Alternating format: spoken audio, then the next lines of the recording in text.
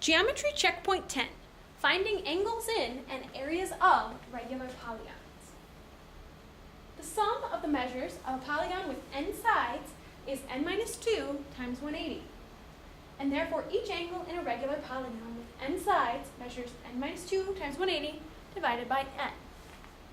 Now remember, regular means that all your sides and all your angles are congruent, so that's why you're able to divide the sum by the number of sides. And remember that the 180 is from the angles of a triangle, and the n minus 2, we did that worksheet where we created all the triangles within the polygons that we had, and that for each polygon we would make two triangles less than the number of sides. So that's where all of this came from. And you can always reference back to that resource page if you have any questions. Regardless of the number of sides, the sum of the exterior angles of any polygon, regular or not, is 360. And then to find the area of a regular polygon, you're going to use the angles and the side length of one of the identical isosceles triangles that make up the polygon to find the area of that triangle. Once you found the area of the triangle, you're going to multiply it by the number of triangles to determine the area of the polygon. So let's do a couple examples. What is the measure of each interior angle of a regular decagon? So again, the key word here is regular, which means all congruent sides and angles. So the first thing I want to do is find the sum of the interior angles, which we find by doing n minus 2. And that refers to the number of triangles you would create, and we had that whole worksheet where we split it up into triangles. And then you multiply it by the number of triangles, or by the measure of the sum of the angles of a triangle, which is 180. So a decagon, which they're calling a tengon here, is 10. So I know 10 minus 2 is going to give me 8. And hopefully some of you have already typed this in your calculator, but 8 times 180 is going to give me 1,440 degrees. So now that's the sum of my interior angles. But that's not what we're looking for. We're looking for the measure of an interior angle.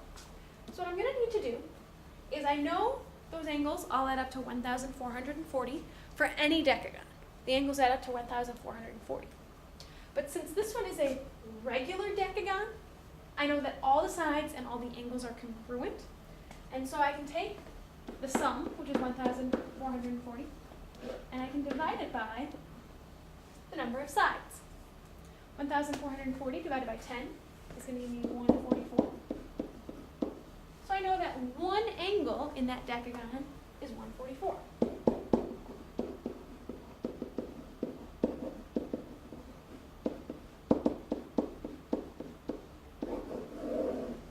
Fabulous. So now we're going to use that information for our example number 2.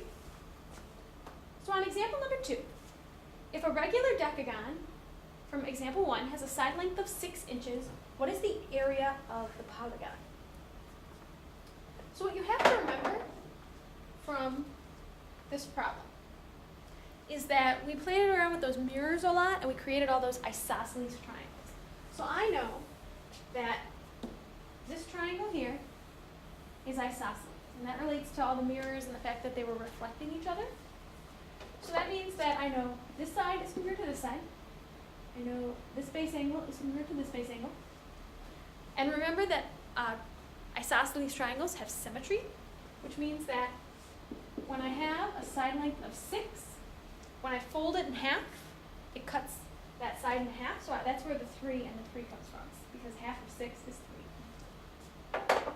Now, from our previous problem, we know that this interior angle is going to give me 144.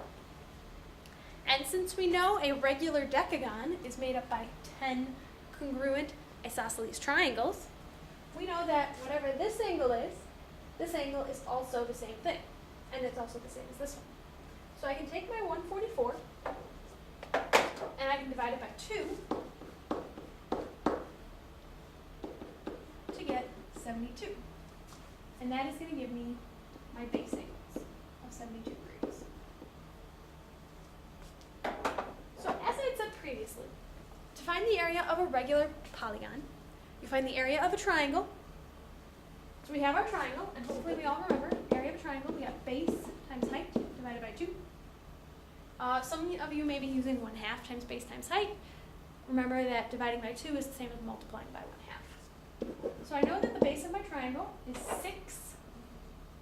So I'm going to multiply that by my height, and I'm going to divide by 2. But we don't actually know what the height is of this polygon. But we do know that we can find it. So we have an angle here of 72. We know our adjacent side is 3. We have a right angle because the height makes a right angle with the base. And we want to find our opposite side. So hopefully we all remember that we can use tangent since we want the opposite and we know the adjacent.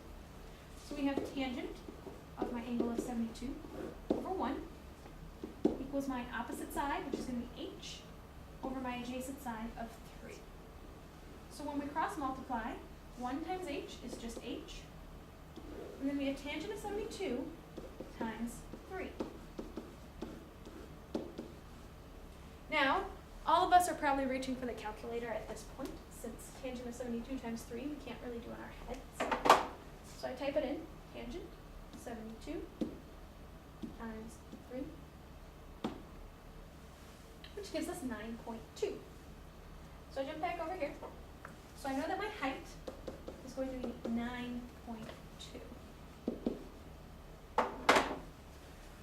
So now I'm going to have to jump back again to my calculator since I don't really know 6 times 9.2 divided by 2. So I go here, 6 times 9.2, and I'm going to divide that by 2, which gives me 27.6.